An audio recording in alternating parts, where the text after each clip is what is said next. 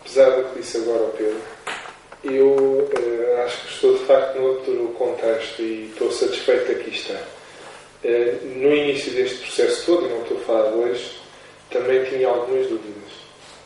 E acho que de facto há essa viragem, Pedro. Mas também acho que há contradições, volto a dizer, portanto, o terreno em que os arqueólogos se movem é um terreno em que há contradições sociais. E, portanto, não é este o espaço para pensar em sindicatos, não é este o espaço que são problemas reais. Portanto, há pouco também falei em relação a isso e àquilo que eu acho que é uma exploração capitalista, estilo inícios do século XIX, que nós temos. E há coisas inqualificáveis. Agora, em relação ao que disse a Maria José, e também o Virgílio aflorou e tocou esse problema. Autoriza quem tem poder. Portanto, não é agora fazer o debate que devia ter sido feito há bocado, mas é assim. Os pais autorizam os filhos até o momento em que os filhos dizem acabou, que já não há mais. Portanto, o Estado tem, por lei, a tutela dos bens culturais, de tudo o que está abaixo de 5 metros do solo e também de tudo o que é reconhecido como bens culturais. E, portanto, autoriza. E deve continuar a autorizar. Não é o único que autoriza. Os proprietários também autorizam. Autorizar, portanto, o acesso e a destruição, porque a modificação das condições de depósito dos bens culturais é uma coisa que quem tem poder autoriza. Autorizar alguém a ser arqueólogo, se nós aceitarmos que há muitas coisas diferentes que é ser arqueólogo, é, como diz o Virgílio, muito complicado. E, desse ponto de vista, acho que não será possível. Sinceramente, não acredito nisso. Não há nenhum país no mundo em que isso aconteça. Dificilmente vai ser Portugal o primeiro. Há, evidentemente, muitos países em que há tentativas nesse sentido. Não há um único país no mundo em que isso aconteça. Pelo menos em democracia.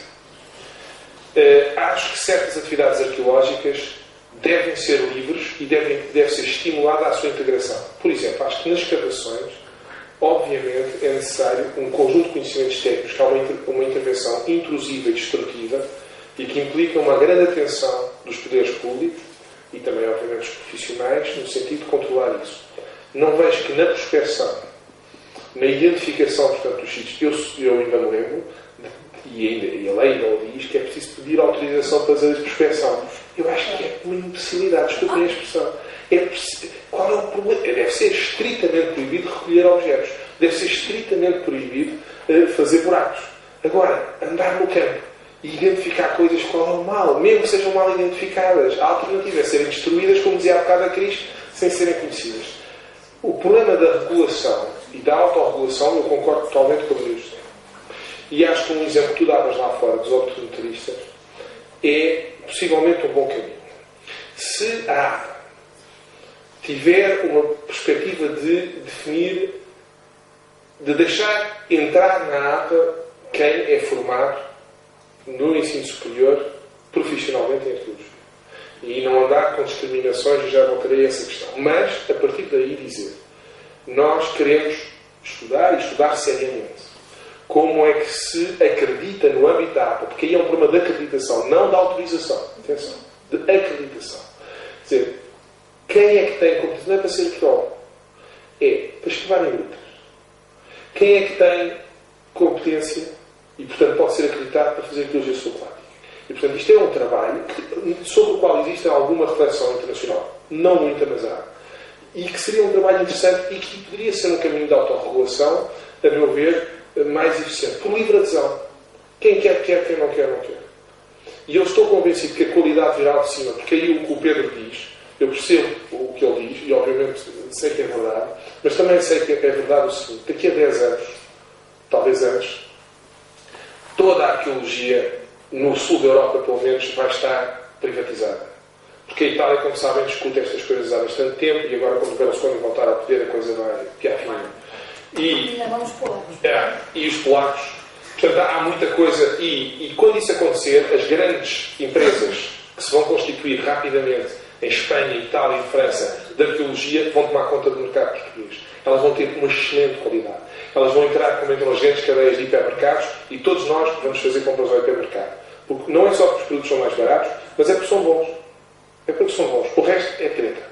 E, portanto, aqueles que hoje apostam na qualidade, como a tua empresa, vão sobreviver. Os outros vão morrer. E a autorregulação aí vai funcionar muito bem. A última questão que eu queria dizer tem a ver com a formação, que também foi uma questão que foi focada. E eu penso que aqui é interessante o seguinte. No Politécnico de Mar, nós temos um processo de reestruturação, como toda a gente tem, e fizemos isso com o Augusto Mateus. E o Augusto Mateus fez um diagnóstico e tal. E quando fala das coisas, fala como falam os economistas. Portanto, fala em fileiras de produção. E ele dizia, vocês têm que identificar, vocês têm aqui algumas coisas que são fileiras que estão reconhecidas internacionalmente. Não se preocupem com o país. O que vocês têm é assim, por exemplo, em conservação vegetal vocês estão bem. Em ecologia vocês estão bem. E noutros setores que não vou estar a dizer aqui, vocês estão mal. Desistam desses, porque acabou. Secamente. Houve colegas meus que não gostaram, mas acabou. Porque é uma questão de tempo. Tentem agora reconverter, para não despedirem as pessoas, ponham essas pessoas a trabalhar naquilo em que têm força. Não vai sobreviver nada que não seja uma fileira, porque hoje um estudante vai fazer o primeiro ciclo de Bolonha e depois tem que ter continuidade no segundo ciclo e tem que ter uma perspectiva no terceiro ciclo. E isto é o futuro. Porque o acesso às profissões do essencial, a certos níveis, vai ser o doutoramento.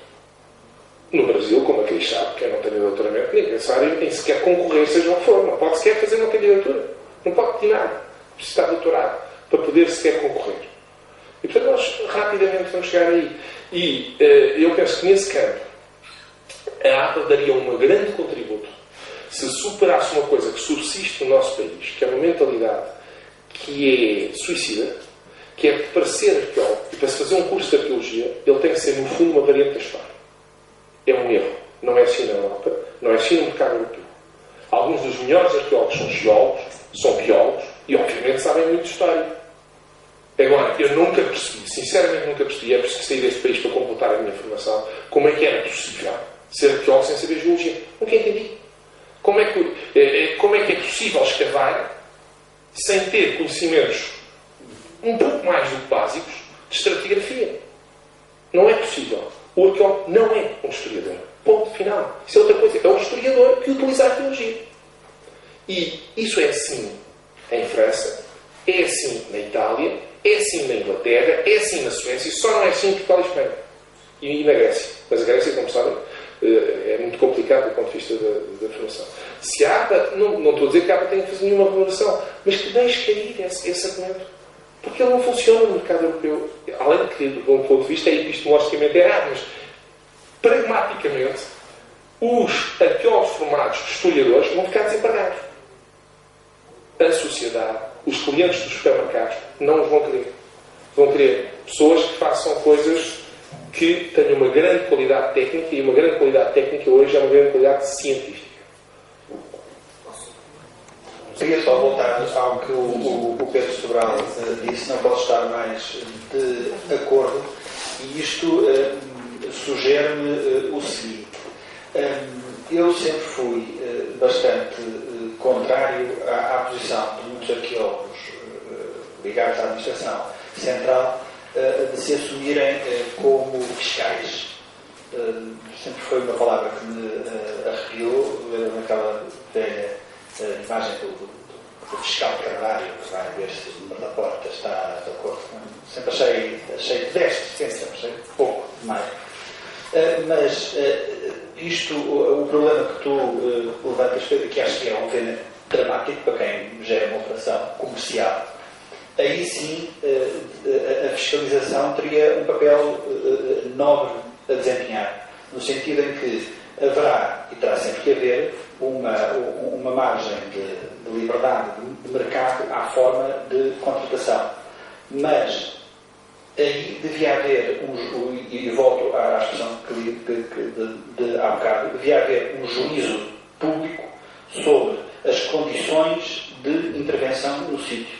E isso devia obrigatoriamente ser imposto à intervenção nos sítios arqueológicos, designadamente em direção de impacto ambiental, e não deixar, pura e simplesmente, ao produtor da obra escolher a proposta mais económica. Aí creio que os nossos fiscais falharam sistemática e redondamente.